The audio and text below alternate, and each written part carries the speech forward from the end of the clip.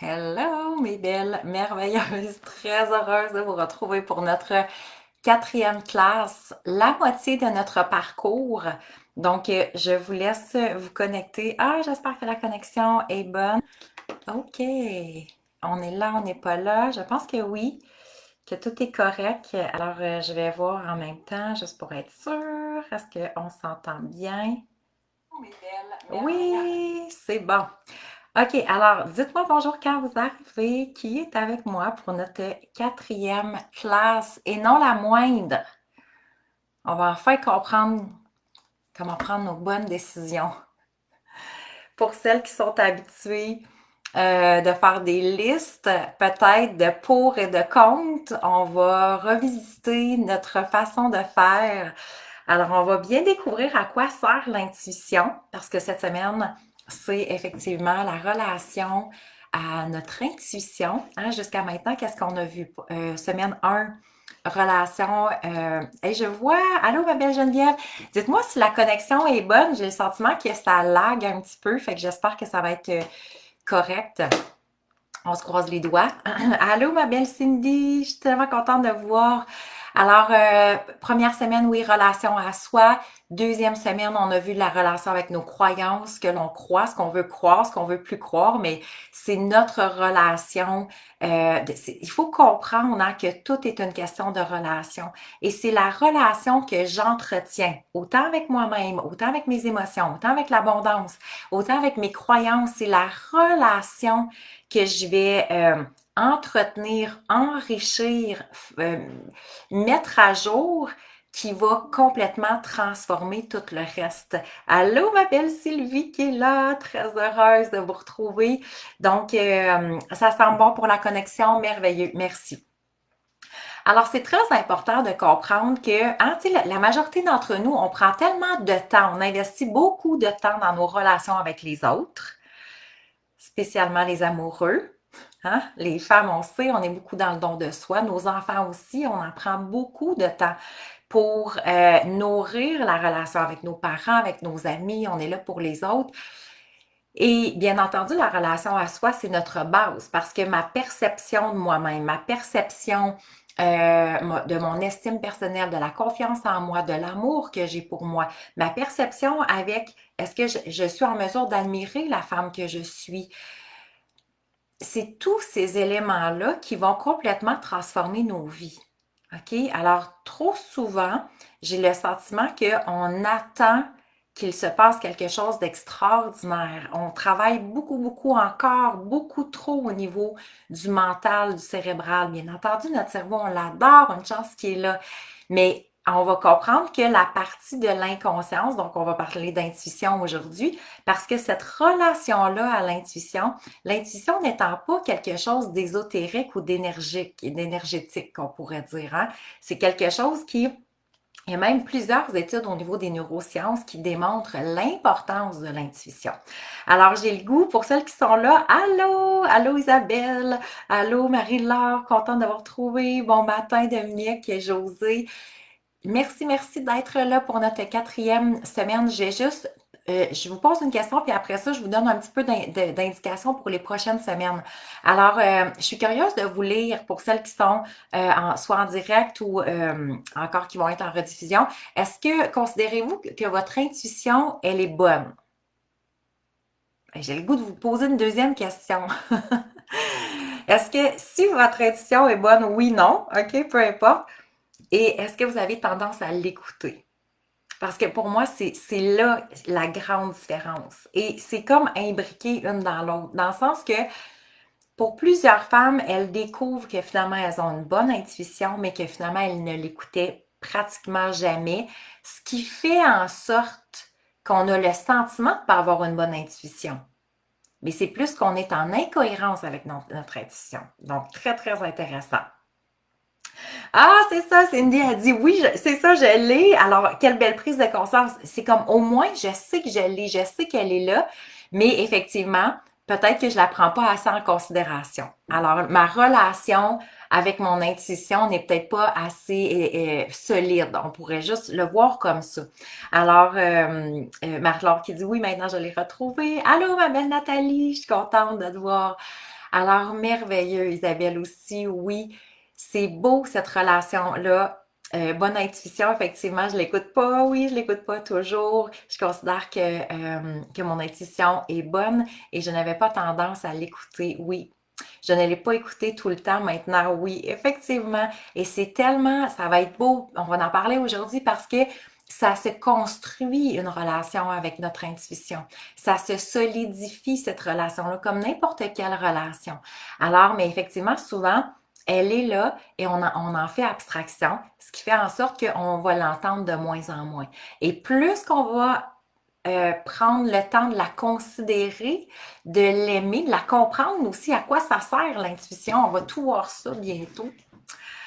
Quelle bête là ce sera? Alors, bienvenue. Pour celles qui sont nouvelles, je suis Valérie Martel, coach en PNL neurosciences appliquées, effectivement, présidente fondatrice de l'Institut M. Croix-Soi. Alors, très heureuse de vous accueillir. J'accompagne les femmes depuis maintenant 5 ans. Donc, nous sommes dans les célébrations du 5e anniversaire de M. Croix-Soi pour accompagner les femmes justement à découvrir leur véritable valeur, cette valeur-là qui est exponentielle et revenir à notre essence, hein, celle que je veux être, le M croit-soi, qui aime la femme que tu es, croit en toi, soit celle que tu veux être. Alors, c'est de redécouvrir son pouvoir intérieur aussi. Donc, notre aujourd'hui, 4e semaine, sachez que la semaine prochaine, donc notre 5e semaine, il y a eu un léger changement. Donc, ça va être notre coaching privé, donc la semaine prochaine. Alors, prenez bien note. Sortez vos agendas. Notre coaching privé va être mardi le 16 septembre à 17h. OK? Donc, c'est en privé. On est en Zoom ensemble. Je voulais qu'on se crée à travers ces 8 semaines-là des moments de connexion. Alors que il y a beaucoup plus d'intimité que juste être sur les réseaux sociaux. Donc, à mon grand privilège, dans 3 dodos, je vais être dans la retraite aussi. Je donnais une retraite à Valmorin. Donc, avec 12 femmes merveilleuses. Alors, c'est complet, bien entendu. Il y a eu beaucoup de demandes, donc je vais peut-être vérifier pour avoir d'autres dates, soit en octobre ou en novembre. Ça va être à préciser si jamais vous voulez être sur les listes d'attente parce que ça s'est rempli en 24 heures, cette retraite-là, alors qu'elle était pas, on n'avait pas de liste d'attente encore. Donc, sachez que ça va quand même assez rapidement.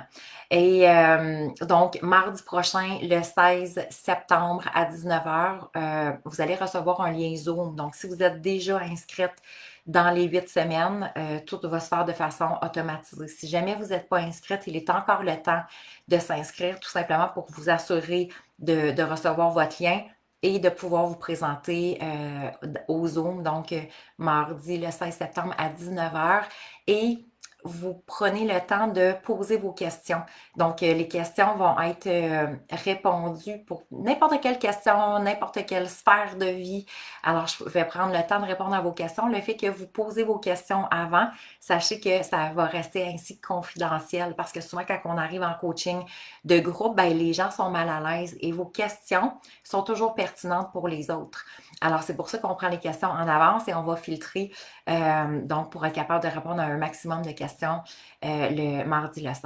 Donc, ce qui signifie que jeudi le 18, il n'y a pas de classe le jeudi à 11h11 parce que je vais être dans le groupe privé séparé et sereine le lancement. Donc, si jamais vous vivez une séparation, vous prévoyez vivre une séparation, sachez qu'on a 3 jours gratuits pour accompagner les femmes à travers une séparation ou post-séparation, donc après, des fois c'est plusieurs années.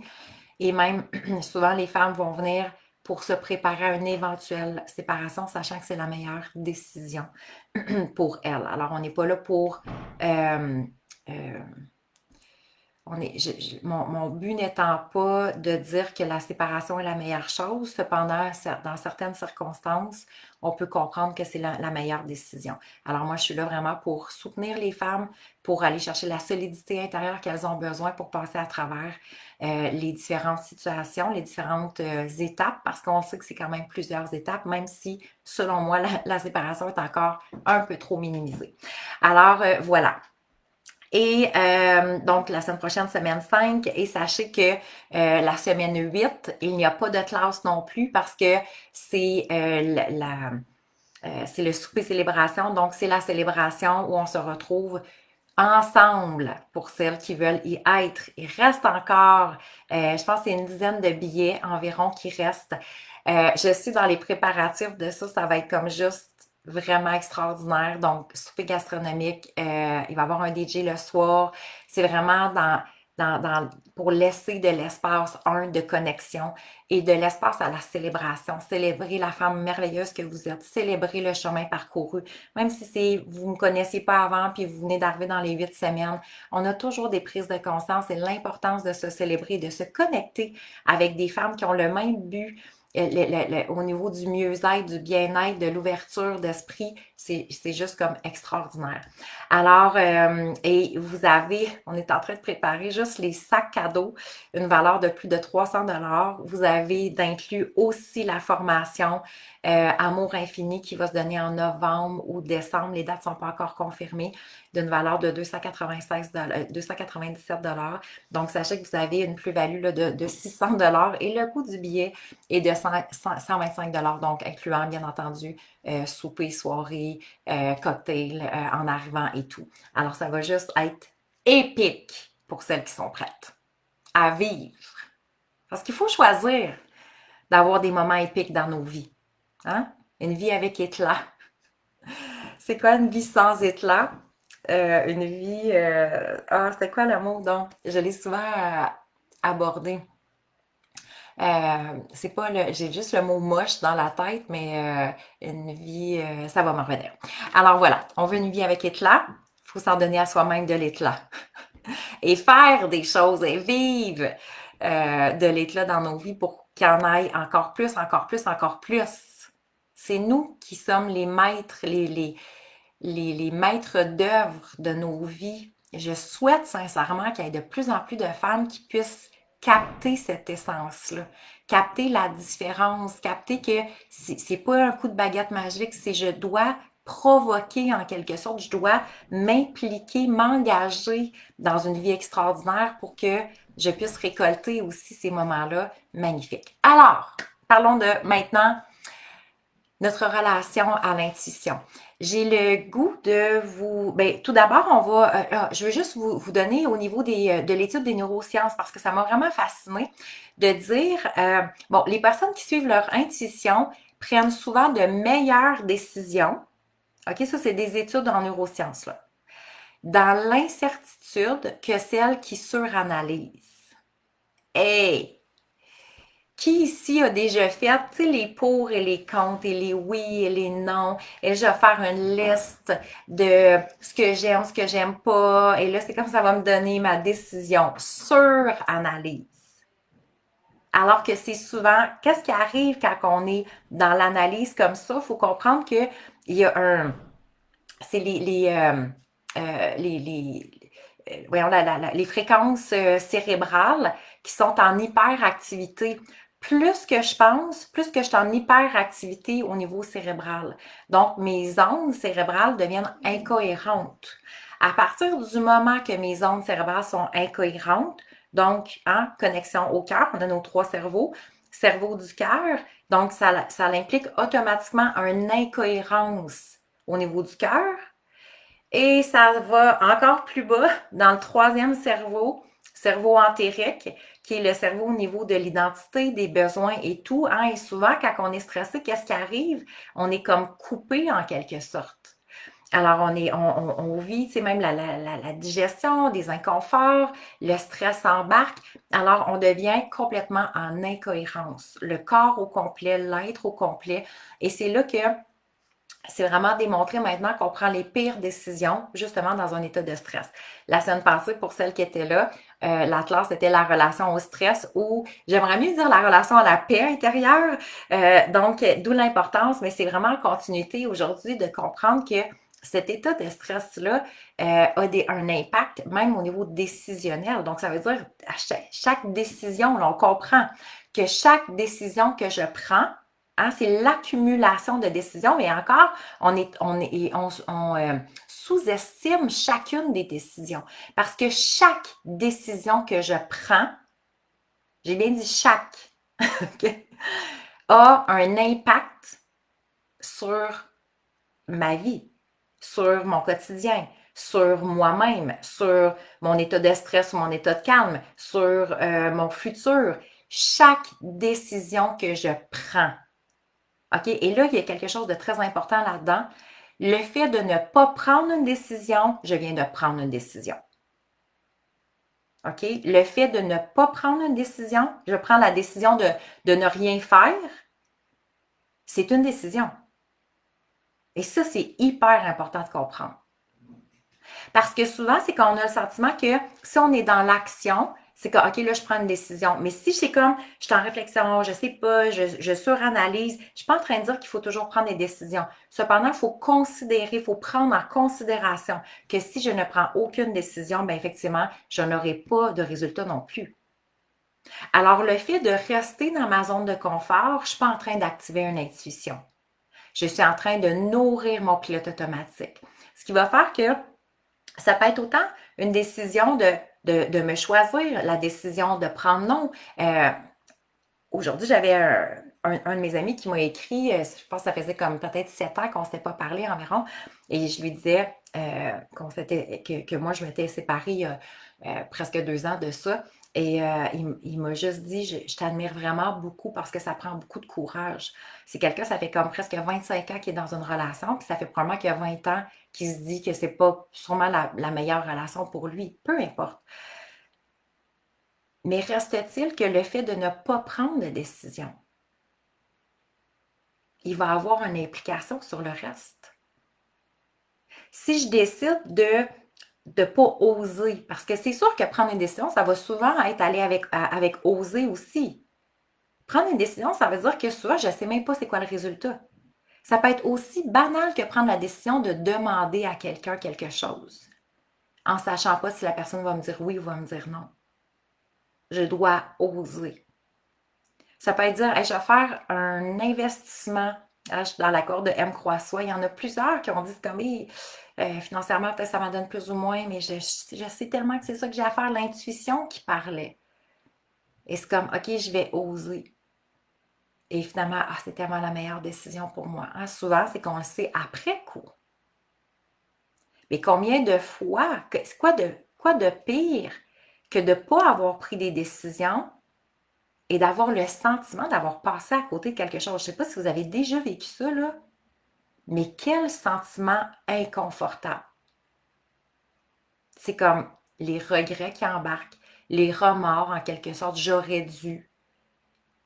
Et là, c'est comme, mais c'est trop tard, en quelque sorte. Alors, il y a beaucoup de gens qui vont vivre, même, tu sais, on le voit avec les personnes âgées, ils ont des regrets à avoir su. Hein, souvent, quand on leur pose les questions, est-ce que tu aurais fait des choses de différentes? Imaginez, là, quelqu'un vous pose ça comme question aujourd'hui. Peu importe l'âge qu'on a, 40, 50, 60, 70, peu importe, 30. Est-ce que tu ferais aujourd'hui, là, si quelqu'un, mettons un enfant, on se met un enfant de 8 ans devant nous et qui nous pose la question, est-ce qu'aujourd'hui, tu aurais fait quelque chose de différent dans ta vie? Si oui, laquelle? Et faites cet exercice-là, s'il vous plaît, aujourd'hui. Prenez le temps de vous poser cette question-là. Si j'avais un enfant devant moi, parce qu'avec l'enfant, il y a quelque chose, comme la, la transparence, l'innocence en quelque sorte. On ne mentirait pas à un enfant. Qu'est-ce que vous prendriez le temps de lui répondre? Ouais, avoir su, j'aurais peut-être fait telle chose. Ça, j'aurais peut-être pas pris cette décision-là. J'aurais dû, j'aurais pu, n'importe quoi. OK?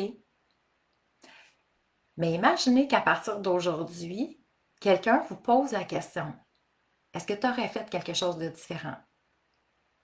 Et on répond non. Non. Parce que chaque jour, je vis ma vie comme je le souhaite. C'est très drôle parce que ce matin, on était dans le brouhaha du matin avec mes filles et elles partent demain et moi aussi je pars pour Toronto demain pour aller faire une journée de formation samedi. Et là, je sais pas, ça rentre dans la conversation, puis je dis, ah ben, demain je pars pour Toronto, tu sais. Et là, je pars, je dis, hey, ça paraît quand même bien, demain je pars pour Toronto, dans 3 semaines, je pars pour Bordeaux, et là, on est parti à rire. Et je me souviens, quand j'étais plus jeune, moi puis ma soeur, on riait souvent, puis je lui disais souvent, moi, je vais être un international woman. Et je lançais ça, et là, on partait à rire, tu sais, en disant, ça se peut pas, tu sais. Et ça m'a ramené ce souvenir-là, que oui, on riait, puis c'était des blagues et tout, et je fais comme, hey, c'est spécial que ça me ramène ça. Alors que je vivais dans un mini village en Abitibi. Alors, l'importance de s'offrir cette vie-là que l'on souhaite, de prendre les décisions. Et pour moi, où ça l'a vraiment transformé, pour celles qui ont commencé à écouter leur intuition, est-ce que vous êtes consciente que c'est probablement la voix qui a commencé à tout changer?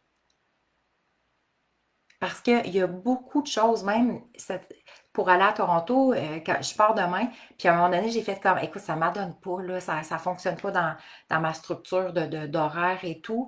Et pourtant, ça me disait un gros, gros oui en dedans. Mais ma tête embarque. Parce que là, la logistique, là, on tombe dans l'analyse. Ouais, je devrais-tu? Là, c'est comme, hey, c'est peut-être pas une bonne idée, là, le temps, puis là, tata. Puis, regardez, quand on tombe dans l'analyse, ça va être quoi? Ça va être tout l'hémisphère gauche du cerveau. Hein? Les peurs, le temps, l'argent. Bon, qu'est-ce qui va venir en ligne de compte? Les autres. Mais c'est les peurs en quelque sorte. Et c'est là que euh, ça tue complètement notre intuition. OK? Alors, à quoi sert l'intuition? C'est important de savoir à quoi ça sert. OK? C'est une boussole intérieure. Et ça, c'est puissant. Moi, j'appelle ça être divinement guidé. C'est comme j'ai pu, ça se fait, nos décisions se font naturellement. C'est comme si on sait toujours la prochaine étape ou la prochaine marche à suivre. J'ai pas besoin d'y penser. Ça vient naturellement. Ah, voici une opportunité. Ah, voici une guidance. Ah, on dirait qu'il faut que je tourne à gauche. Ah, on dirait que c'est comme la bonne personne qui se présente au bon moment. C'est la boussole intérieure. Et quand on dit la boussole intérieure, qu'est-ce que ça fait? Ça veut dire connexion à soi. Hein? C'est ça l'intuition. Cette connexion à soi et à plus grand que soi qui fait, c'est comme je le sais. Et c'est ça l'intuition, c'est qu'il n'y a pas de doute. C'est ça. Comme, comme l'éclair de génie. Et l'intuition nous amène aussi comme un boost de dopamine. Hein? Parce que quand on fait comme c'est ça, je le sais, et c'est vraiment l'énergie du cœur. Je fais ça ici, mais c'est pas pour rien. C'est l'intuition est reliée au cerveau du cœur.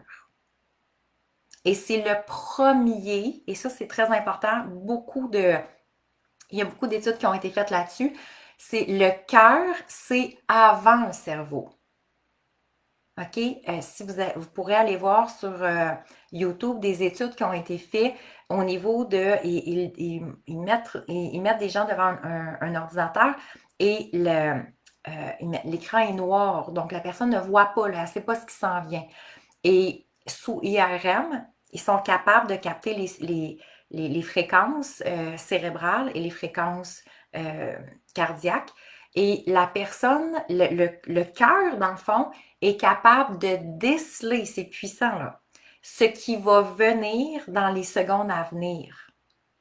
Donc, ça veut dire que l'écran est noir, mais le cœur réagit avant même de voir l'image. Donc, si c'était une belle image, par exemple un papillon, il y a la cohérence cardiaque qui s'installe. Mais si l'image qui s'en vient, par exemple, ça va être une personne, je ne sais pas moi, en sang, ben, le rythme cardiaque augmente. Alors, ils le font pendant comme, je ne sais pas combien de temps, ils l'ont fait avec des centaines de personnes. Hmm. Et donc, la conclusion, c'était effectivement le cœur, c'est avant. Qu'est-ce que ça veut dire le cœur, c'est avant? C'est qu'on a nos réponses. Mais par exemple, par la suite, le cerveau embarque. Parce que le cerveau est là, dans le fond, pour structurer, organiser. Donc, c'est super important qu'il soit là. Dieu merci. On a notre beau Roger, mon cerveau qui s'appelle Roger. On a notre cerveau, mais c'est qu'on l'a juste comme, on l'utilise plus pour les bonnes choses. Donc, le cerveau est là pour structurer, organiser, euh, oui, analyser, par exemple, des chiffres ou une situation, une problématique quelconque. Donc, il est là pour tout le côté organisationnel. Cependant, il n'est pas là pour guider notre vie. OK? Alors, et souvent, on a tellement mis d'emphase depuis des centaines d'années sur le cerveau, donc sur le QI. Hein, encore là, il y a beaucoup de gens qui vont prioriser le QI. On est en train de découvrir que le QE, que le quotient émotionnel, devient très important, sinon même plus à la limite dans certaines circonstances. OK? Alors, le cœur, c'est avant, ça veut dire que notre intuition, ça devrait être elle, la voix la plus forte pour ensuite monter au cerveau et que le cerveau organise l'information, organise les trajets, organise je sais pas moi, la suite des choses pour que ça fonctionne. OK? Mais nous, on le fait à l'inverse. Ou bien encore, hein, pour celles qui ont dit je l'ai, je sais que j'ai l'intuition, mais je ne l'écoute pas, ça veut dire on l'a, donc le cœur c'est avant. Qu'est-ce qui arrive? Le mental est tellement fort qu'il vient contredire le cœur. On vient comme enlever la voix, faire comme non, non, c'est correct. C'est pas vraiment ça. Et on se convainc qu'effectivement, c'est pas la meilleure chose. Allô, ma belle Christine, je suis contente de te voir. Alors, allô Nancy qui se joint aussi. Donc, important de comprendre l'hémisphère gauche et l'hémisphère droit du cerveau. L'hémisphère gauche, c'est justement tout ce qui est les peurs, les doutes, le connu, le passé, les expériences de vie, le stress, l'anxiété. Donc, c'est tout l'hémisphère gauche, OK? Tandis que l'hémisphère droite, c'est l'hémisphère justement de l'intuition, de l'inspiration, de la créativité. Alors, c'est le non tangible, c'est la foi. OK? Et c'est souvent ces deux parties-là, hein, donc cœur et cerveau, qui, justement, quand on tombe dans l'hémisphère gauche, la suranalyse, eh bien, éteint, dans le fond, l'hémisphère droit, qui plus au niveau de la connexion du cœur.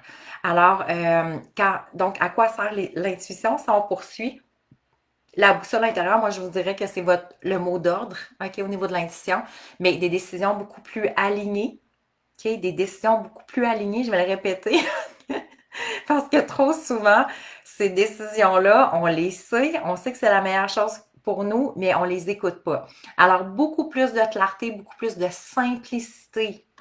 Simplicité, on aime ce mot-là. Moi, j'aimerais même ajouter douceur. C'est doux d'écouter notre intuition, OK? La connexion à soi, la créativité, l'ouverture. Donc, tu sais, créativité parce que, effectivement, ça va être beaucoup plus créatif que quand on est dans une structure du connu.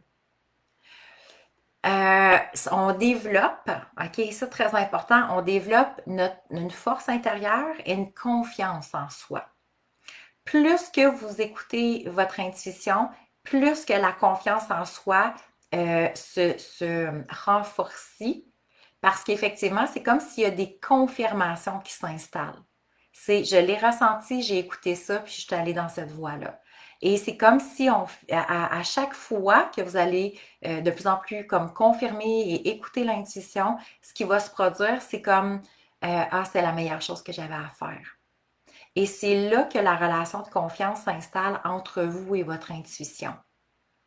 Moi, ce que j'aime bien, ce que j'ai bien aimé au départ, c'est que souvent, j'allais valider mes intuitions. Donc, si j'avais une intuition sur une personne, sur une situation, mais je suivais l'intuition dans le sens que ça n'impliquait pas quelque chose parfois un très grand engagement, mais dire, ah, j'ai le sentiment qu'il faudrait que j'aille là, ou faudrait que j'appelle telle personne, ou peu importe, et je décidais de suivre cette voie-là. Et ça me confirmait à chaque fois. Donc, c'est comme ça que j'ai commencé à solidifier ma relation avec mon intuition. Et plus que j'écoutais, et plus ça me disait oui, et plus que je confirmais, et plus que ça me disait oui. Et donc, plus que j'ai commencé à faire comme, OK, ça, c'est la voix de mon intuition. Et ça, c'est comme, non, ça, c'est pas la voix de mon intuition. Parce que des fois, c'est ambigu.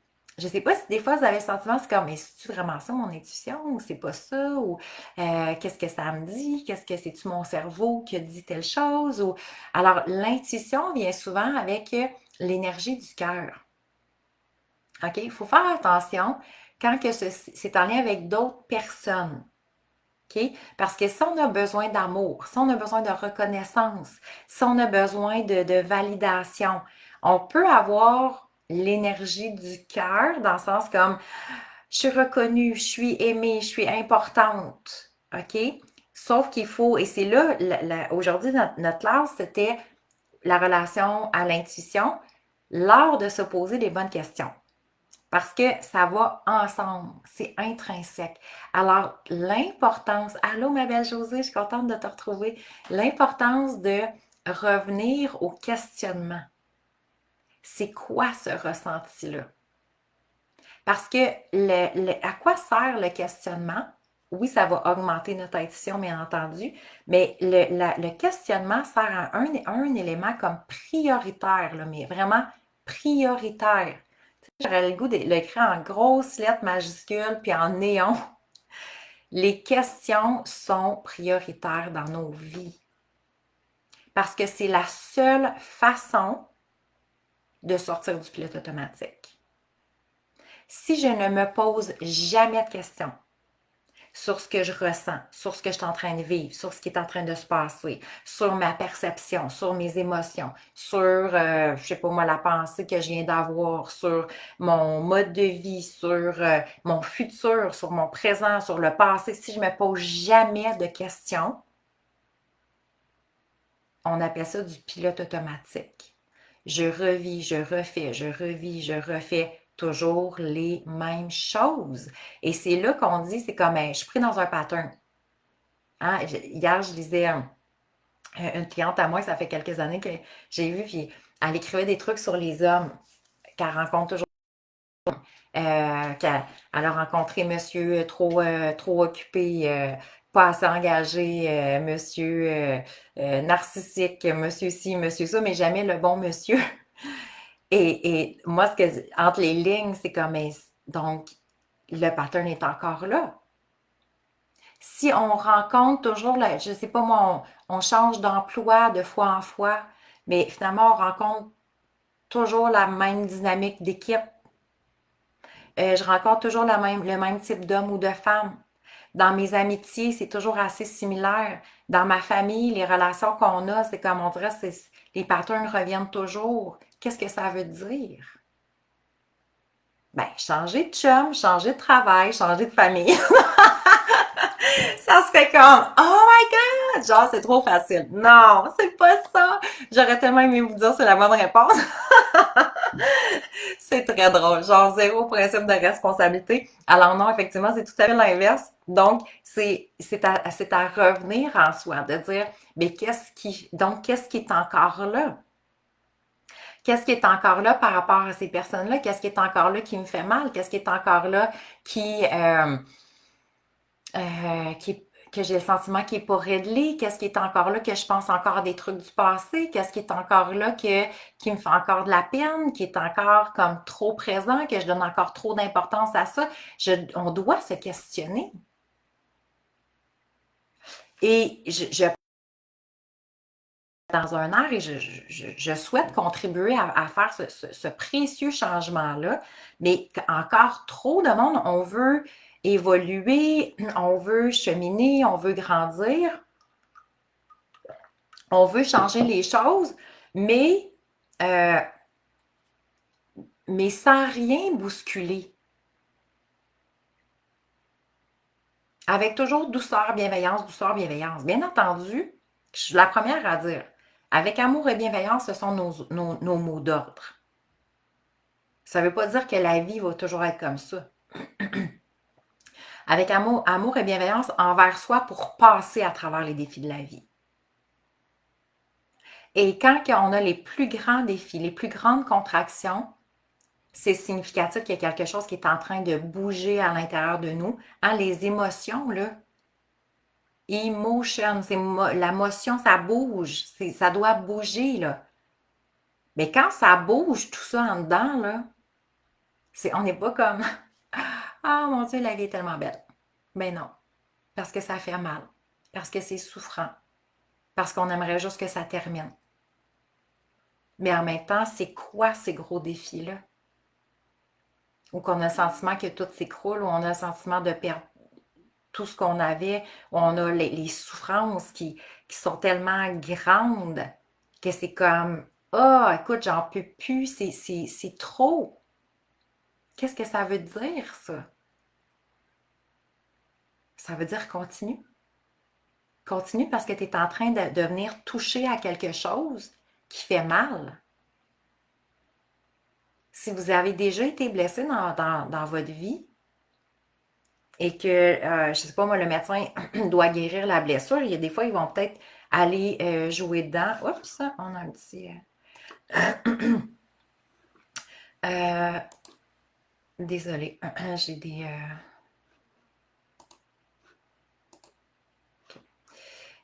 si on va jouer dedans,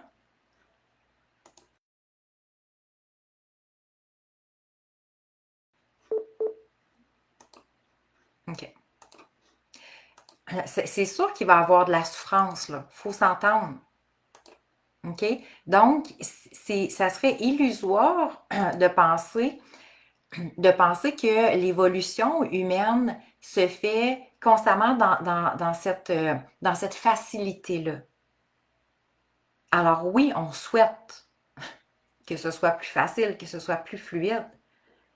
Mais quand on est prête à guérir quelque chose, quand on est prête à passer à travers pour passer à un autre niveau, à un autre palier, je veux dire, c'est illusoire de penser qu'on ne touchera pas à des souffrances. La majorité des gens, qu'est-ce qu'ils vont faire? C'est comme, OK, je vais mettre ça de côté parce que je ne vais comme pas toucher à ça.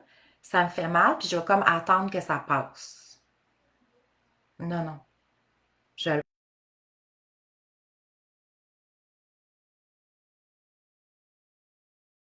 les bonnes questions. Ça me fait mal, ouais, ça me fait mal. Cette émotion-là, je suis comme plus capable de la vivre. OK, parfait. Qu'est-ce que ça dit, ça? Qu'est-ce que ça dit sur toi? Qu'est-ce que ça dit de ton passé? Pourquoi ça fait encore aussi mal? Qu'est-ce qui est encore là? Ça te ramène à quoi? Et ça s'appelle, moi j'appelle ça de l'auto-coaching. On n'a pas besoin d'aller constamment toujours voir quelqu'un. Oui, aller voir des coachs, des psys, des psychothérapeutes, des formations, peu importe, c'est magnifique. Mais il y a une partie d'autonomie qu'on est capable aussi de développer. Et ce questionnement-là va nous emmener effectivement dans de plus en plus d'intuition. Qu'on soit capable de se guider à travers ça par nous-mêmes.